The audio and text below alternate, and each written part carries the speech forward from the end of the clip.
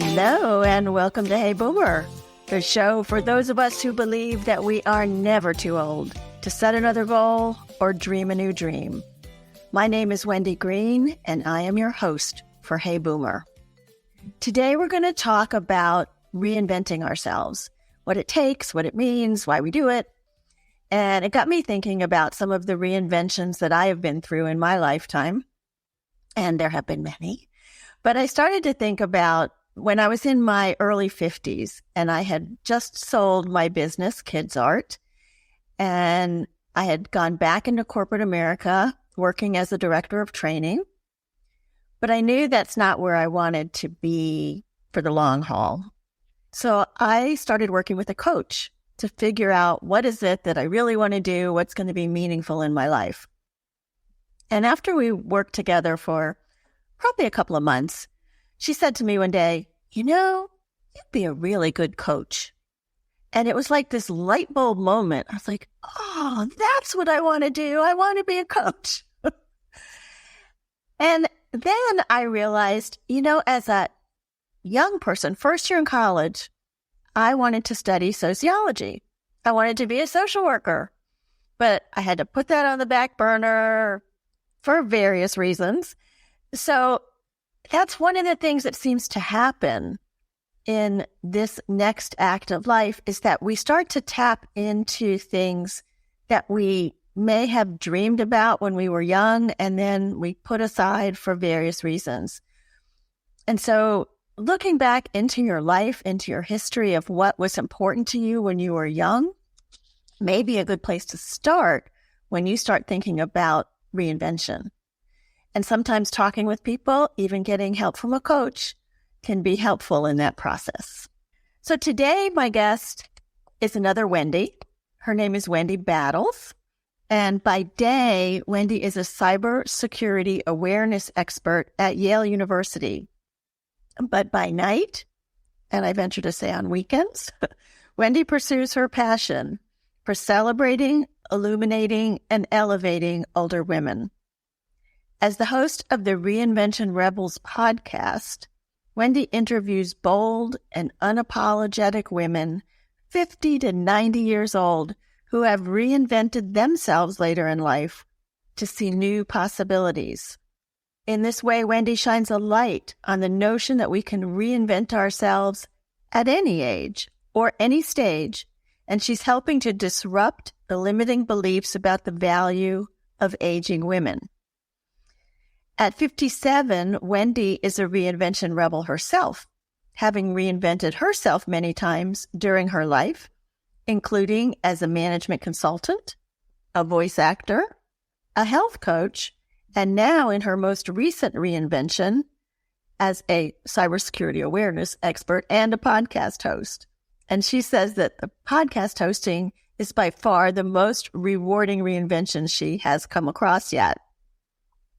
Along her journey of greater self-awareness, she's learned the art of living on purpose and embracing life with more joy, ease, and trust.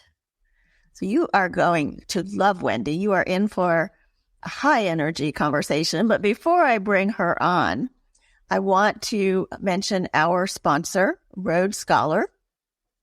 Road Scholar is the not-for-profit leader in adventure and educational travel for boomers and beyond, offering expert-led adventures in all 50 states and over 100 countries. I love learning with Road Scholar. I've been on several of their trips, both as a solo traveler and with my grandchildren. And I am inviting you all to join me in Costa Rica this summer, June 2nd through the 10th.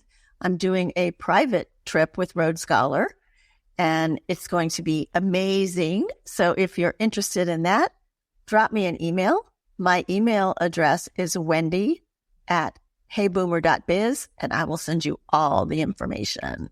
For that, I need to bring on and want to bring on my friend, Wendy Battles. Hi, Wendy. Hi, Wendy. It's so weird to say that, but I'm so excited to be here with you today. And, we were just talking before we came on. It was such a joy. Wendy and I met through a women's podcasting group. and just been a joy to know her and share her delight and energy with what she's doing. But let's start with reinvention. I mean, you've reinvented yourself several times. And so, what have you been looking for with each one of those reinventions? That's a great question, Wendy. And I have to say that probably different things in each reinvention. I think when I was in my 30s, I reinvented myself as a consultant. So I was looking for new experiences and learning new skills and trying things out, which was great. I reinvented myself as a voice actor. And that was really because people kept saying, Wendy, you have a great voice. You should do something with it. And I didn't even know what I was getting myself into, to be honest with you, which is sometimes what happens. I think when we reinvent ourselves, we might have this idea of it, and then there's sort of the reality of it. Mm-hmm. And for me, that was getting out of my comfort zone. That reinvention was about getting out of my comfort zone, building trust in myself that I could do something I'd never done before, learning new skills. And also, I think it was the ability to work with different people, because as a voice actor, you work with a lot of different producers.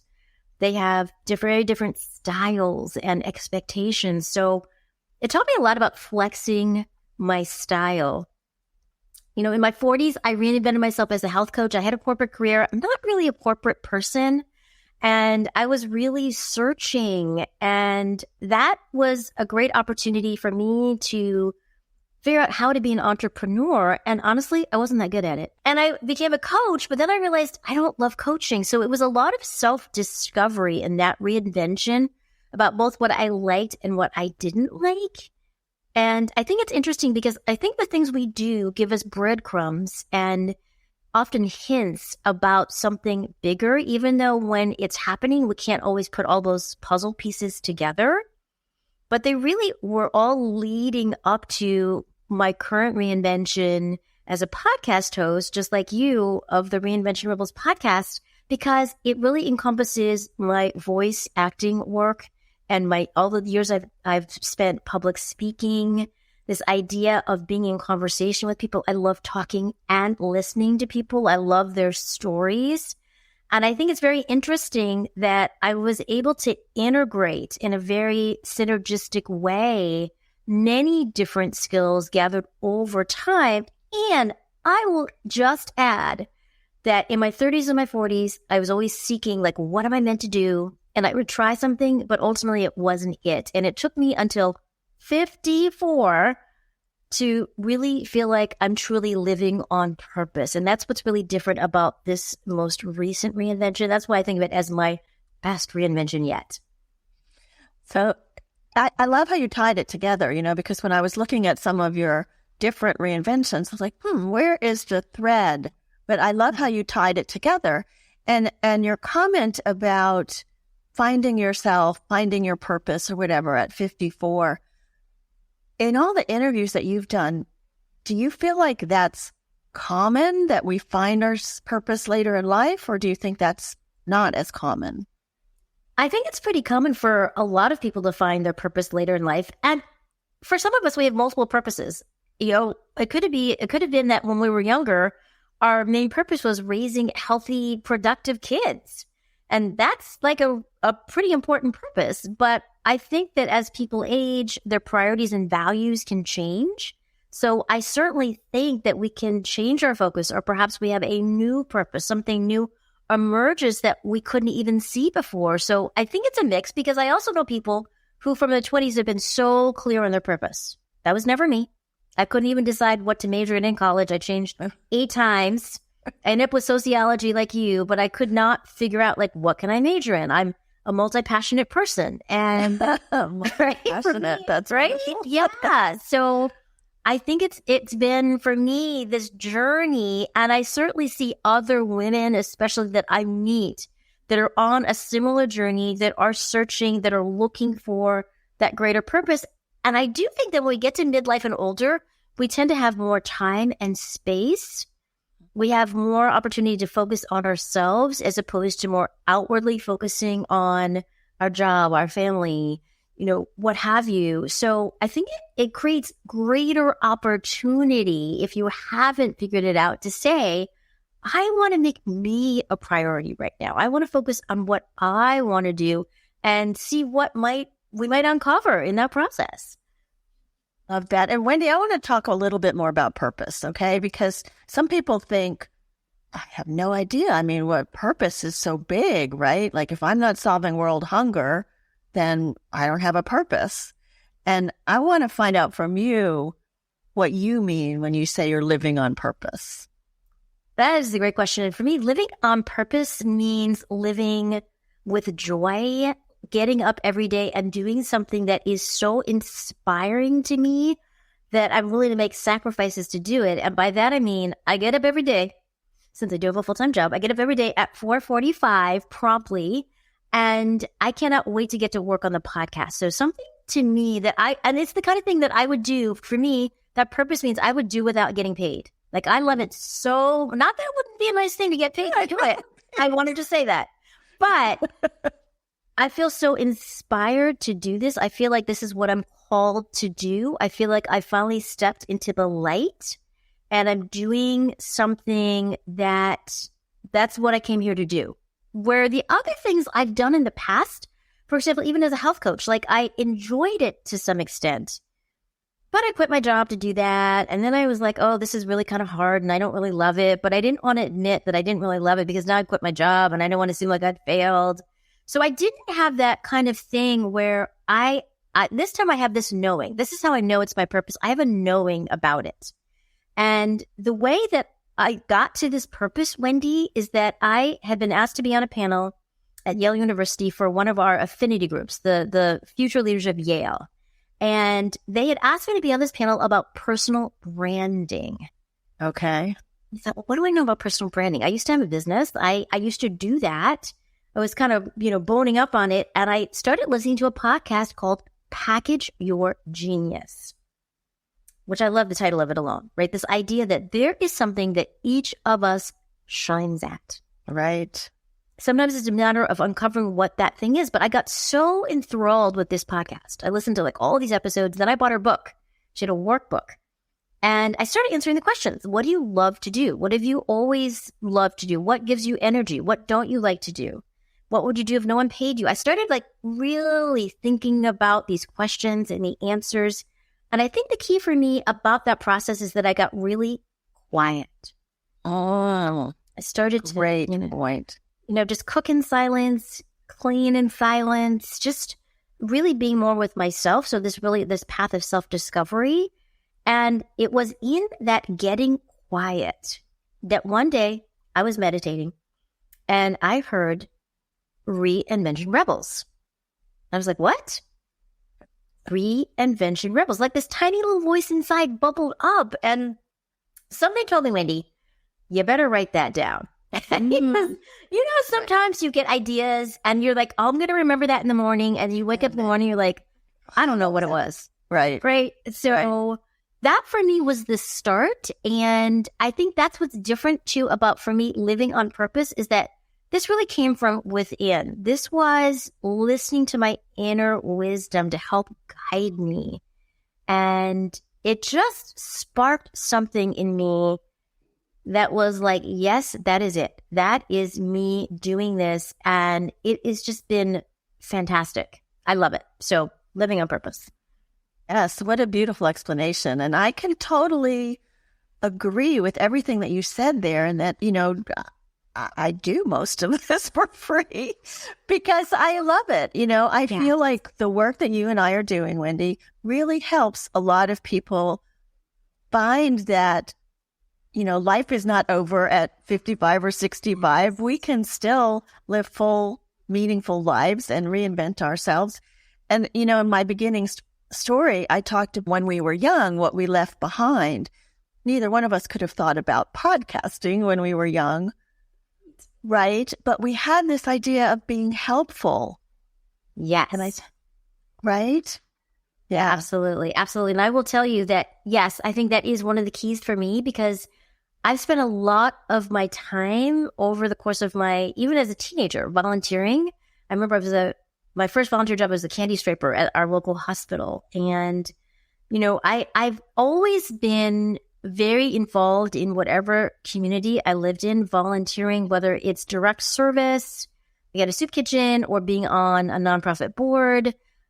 But I come from a family where there's a legacy of service and giving back. And I really feel like what we are doing, to your point, is being of service to other people. And I think that's one of the reasons why this feels very fulfilling to me, that it's bigger than just me. It's really, to your point, helping other people see what's possible. And Right.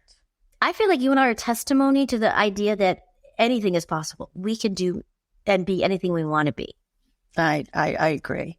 So a couple of comments have come in. Somebody says to you, don't forget Kumbha Collective.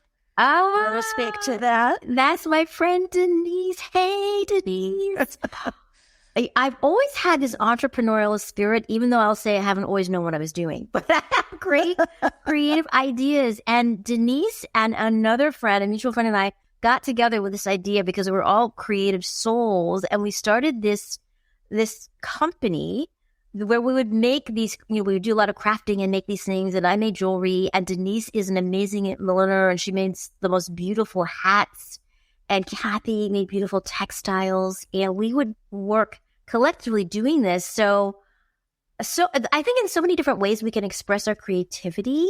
And even if things don't work out, I feel like even when things don't work out the way we want them to, and it can feel very disappointing, that it's not for nothing, that all those experiences are helping us get to that next thing, or ultimately where we're supposed to be. Because from Kumbha Collective, from being a health coach, from doing IT consulting, independently, I learned a lot about marketing and how to show up. And all of those things have really helped me with this endeavor. And the other thing I noticed is in the past, I've given up really easily on things. Like I thought, well, how hard can this be? Well, things are more difficult often than we think. And then I would kind of give up. Like when I started voice acting, I thought, oh God, this is so hard. It's hard to find work, but it's like being an actor. You got to keep at it. Right. You got to be persistent. So all of those things have served me so well, because this is something that I'm going to do forever. So I now have that much broader perspective in this endeavor to know I'm not giving up. I'm going to keep going. It takes a while to build your audience and to grow something. It doesn't happen overnight, at least not for most people. And that you have to just keep at it. So those are all incredibly important things I've learned from these other reinventions, even if they didn't pan out the way I hoped they would. Yeah. And that there's another comment here that really reiterates that. He says, Steve says, there's a lot of pressure to find our path early, but for so many, it takes longer. The discovery journey can be exciting. And it's so true. So you mentioned creativity. And I'm wondering, as the podcast host, right? So you and I interview people. Where do you get to express your creativity during Reinvention Rebels? In a lot of different ways. One, in talking to people and being in conversation and asking them interesting questions. A lot of what I do outside of the interview, the actual production of the podcast, is writing. I write a lot. I love writing. And one thing I was thinking about recently is that growing up, I was terrible at athletics. My whole family, were more intellectual people than athletic people. Like my dad was the manager of his high school basketball team, and I in turn was the manager of my high school track team. Like I just had no athletic ability whatsoever. However, one of the things I uncovered though when I was in middle school is that I was a really good writer. And that continued in high school when I was really good at expository writing, not creative writing, not writing, short stories, but writing research papers, doing research. So my creativity was expressed in that way. And my love of writing has continued throughout my life and everything I've done. I've done a lot of writing, and I've always been really good at writing.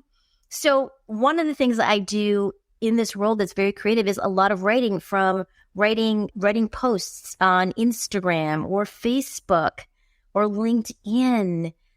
And I think because I'm open to ideas coming to me, again, being quiet and more still, ideas come to me. So I'm able to take that little kernel that shows up as, oh, this would be a great Instagram reel. And then I just have fun also being creative, like even making videos. I have a lot of fun just making videos, sometimes 15 seconds, sometimes a minute, but kind of being in the space of being playful with what I'm doing. I think that's a way to express our creativity, because I know that sometimes I take myself like way too seriously. So I'm having fun just seeing what unfolds, and also thinking, well, some things work and some things don't. Like part of being creative is you're testing out things. Right. What things work, what resonates with people, what doesn't. So I'm having fun kind of playing with that, with the graphics. So I think in a lot of different ways, I'm able to express my creativity in doing this. And it makes it really a lot of fun. It does make it a lot of fun. So I have to ask you this, Wendy. Sometimes I have found in my recreations, my reinventions, some people have been a little bit skeptical. Like, really? You're going to do that now? Maybe that's not the best way to go. I'm wondering, and I should say the other side. I mean, other side people have been like, oh, that's a great idea. Yeah, you should go for it. So I'm wondering if you, in your reinventions, have had a champion, or if you've had naysayers, and how you approach that. I approach it by having as many people around me that are my champions.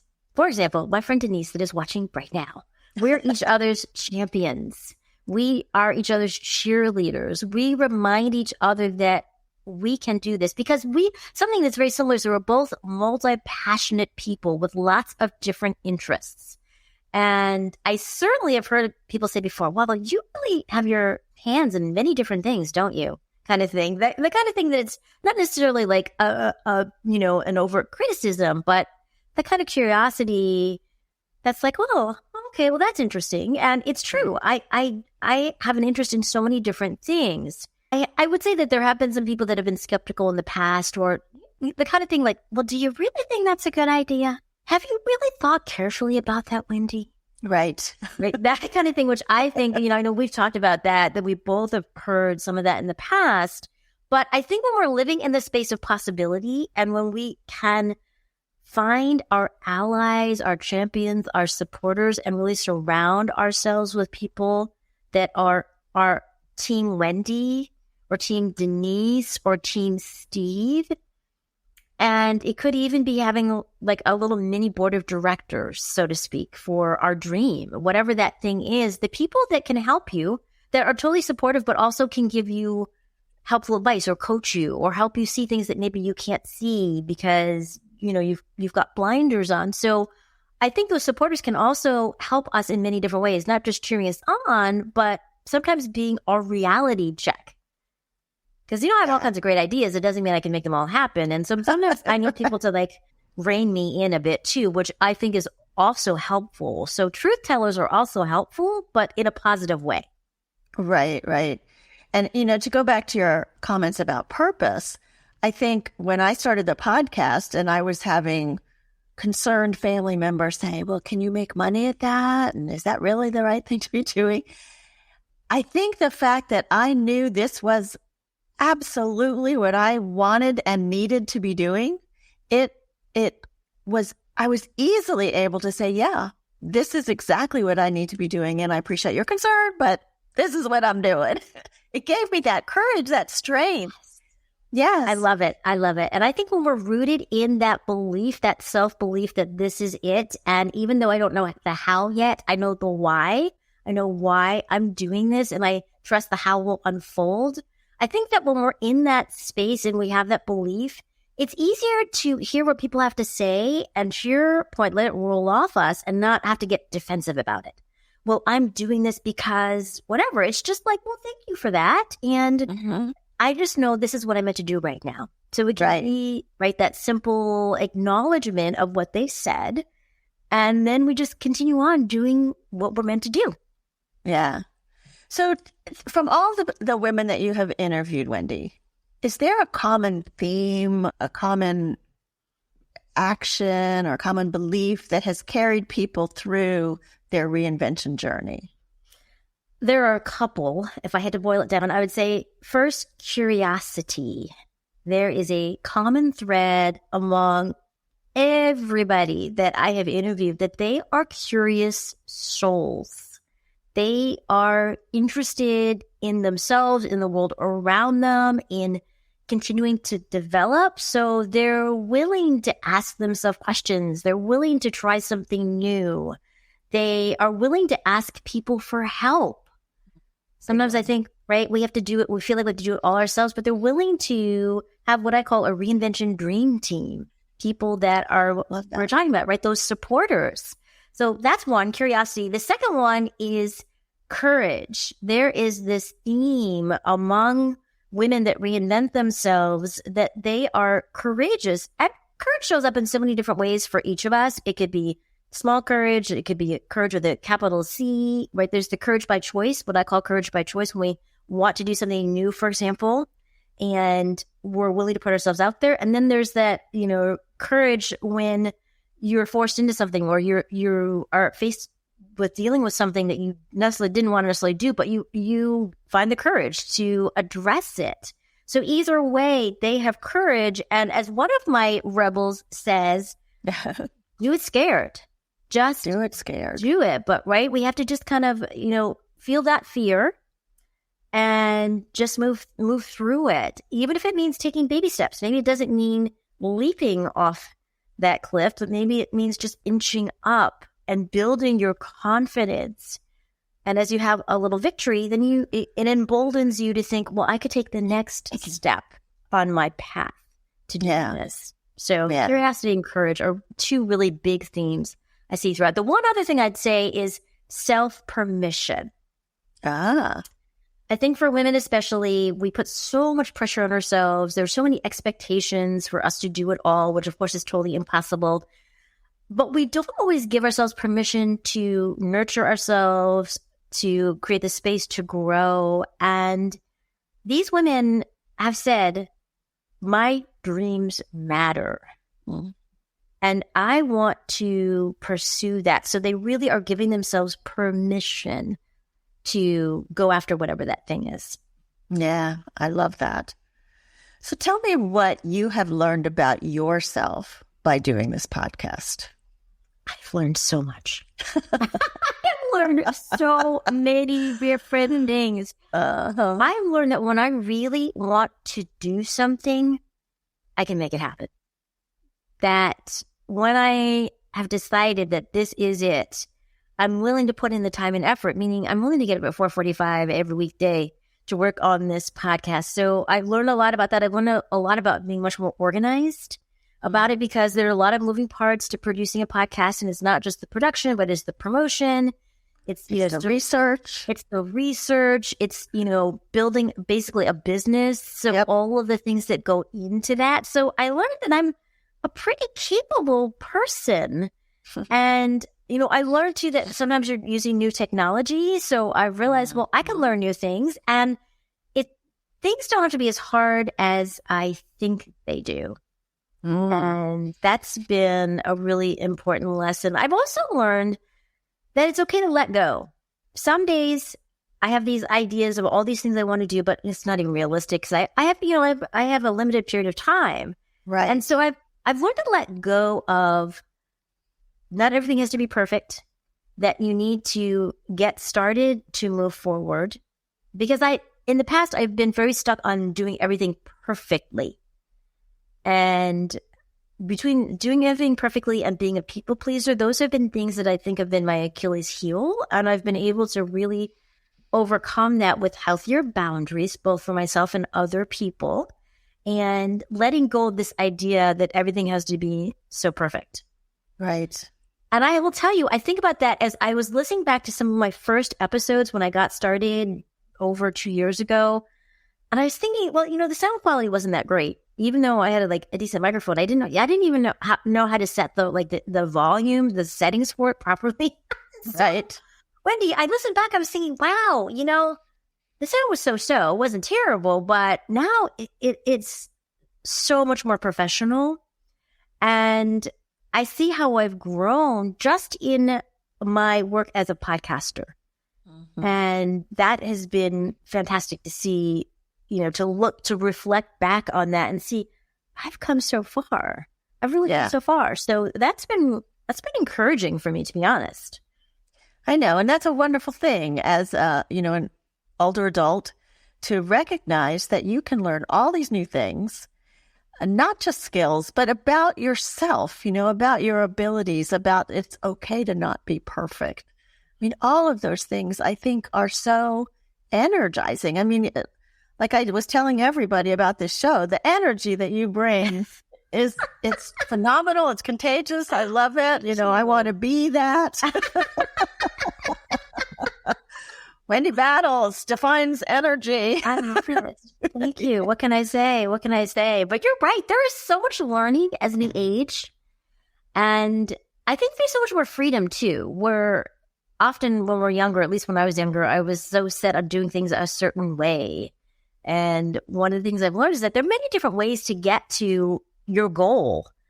Mm-hmm. It's not always a straight line. And sometimes it is circuitous. Sometimes you run into obstacles. But I've also found, Wendy, that those obstacles or detours are always for a reason. Mm-hmm. And they always support me in the outcome being often better than what I might have even envisioned. So instead of thinking, I can't believe this, I really try to embrace, there's new possibilities here. You have spoken about that before. Yeah.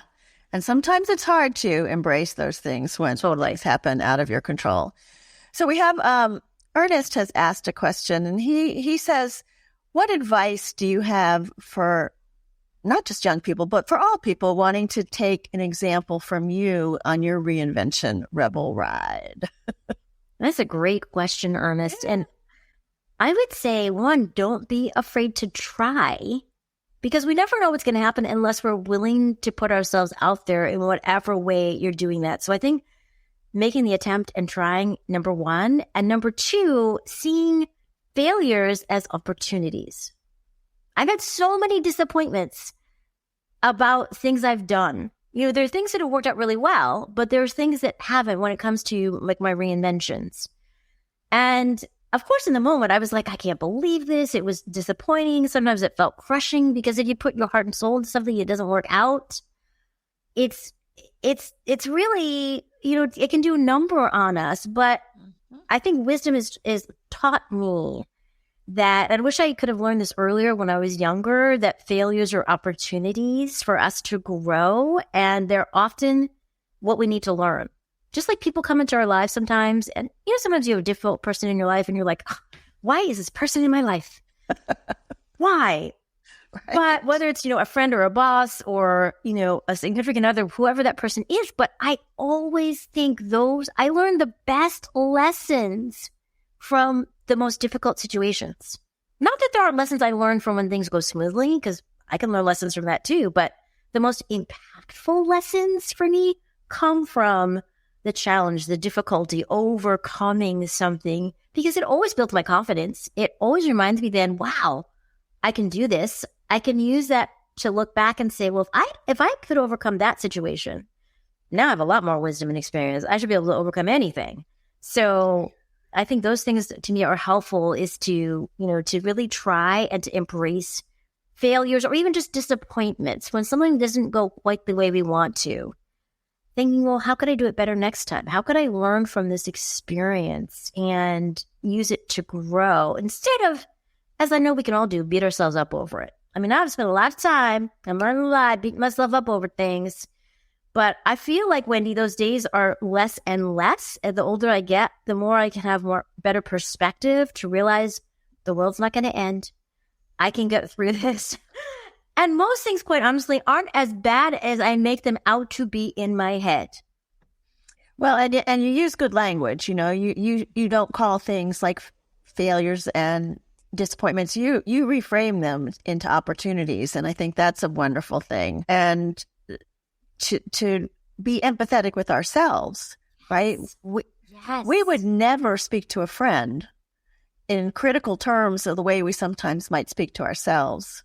It's so true. We're our own worst critics. No one talks to me the way I talk to myself. Nobody, my boss, my friends, my husband, nobody talks to me in the way that I sometimes catch myself. Catch yourself. Talking to myself like, what were you thinking? This is crazy. That was a terrible job. Nobody else says that. So yeah, giving ourselves grace, I think is one of the most important things that we can do. I do too. And Steve, that's great. He says he prefers the term second opportunities over second chances. Oh, I love that. Yeah, I do too. That's a good one. And I can think of my podcasting as a second opportunity after my voiceovers. Yes. That's like a great way for me to reframe that, Steve. I love that because that really is what it is. Like, I couldn't figure out how to make that work. And interestingly, even a few years ago, I was going to try to start my voiceover career again. And I just wasn't feeling it. Like, I made a new demo tape and I just thought, I don't feel inspired to just make ads for people. Right. Do that kind of thing. That wasn't my thing. But this, taking those skills and applying that to something that I can be of service to other people, like, now that is it, right? So second opportunity. Thank you, Steve. I know. I love that, Steve. Thank you. All right. So I'm wondering if there's any last things you want to leave us with, because this has been amazing. This has been awesome, and I've loved it. And the thing I will say is that if you listen to the Reinvention Rebels podcast, if you're all thinking, I want to think about second opportunities, I want to create something new, one of the things that you will get from listening to these stories is a little bit of the how people did this. But really what you're getting is inspiration to light your path. It's hearing stories to remind you, if Wendy can do this, if Mary, who started running at 55 and at 72 is running in marathons around the world, can do this, well, I can have my own version of second opportunities in my own way. I just have to figure out what that is. So the possibility lives within all of us to create those second opportunities or first opportunities, whatever it might be, in whatever way lights us up. Yeah, it's great. Go check it out. It's on reinventionrebels.com. And you can reach Wendy Battles. If you think you have a wonderful reinvention story, you can email her at reinventionrebels@gmail.com and possibly be a guest on her show. Wonderful. Yeah. So much fun, Wendy. Thank you. My pleasure. And thank you. Such an honor and pleasure to be here with you today, Wendy. Awesome. Well, thank you. So just want to give a shout out to the Greenville Podcast Company for their expert editing and production of the Hey Boomer podcast. So they take our live show, clean it up, make the audio just pop, and then we post it out to all of the different podcast apps. So you can find us on any of the apps that you listen to podcasts. Also, I have what's called the Vitality Assessment, and it will give you an idea of where you are on the scale of feeling completely full and vital or completely depleted, and then what you might think about doing to fill yourself back up. And certainly reinventing yourself, finding who you are meant to be, is a great way to refill yourself. So go to heyboomer.biz and download that Vitality Assessment, which is right there on the homepage. Also, please check out Road Scholar, our sponsor. We love to support our sponsor. So go to roadscholar.org/heyboomer and look at all the amazing trips that they have there. And next week's story. My guest next week is a woman named Doris Blumenthal. And Doris was adopted as a very young child. As an adult in her 50s, she went on a journey to try and find her birth parents.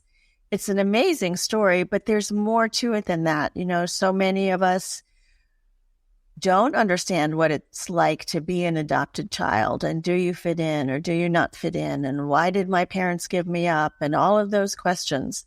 So we're going to explore that with Doris next week. So be sure and tune in for that. And I always like to leave you with the belief that you can live with passion, you can live with relevance, and you can live with courage. And remember that you are never too old to set another goal or dream a new dream. My name is Wendy Green, And this has been Hey Boomer.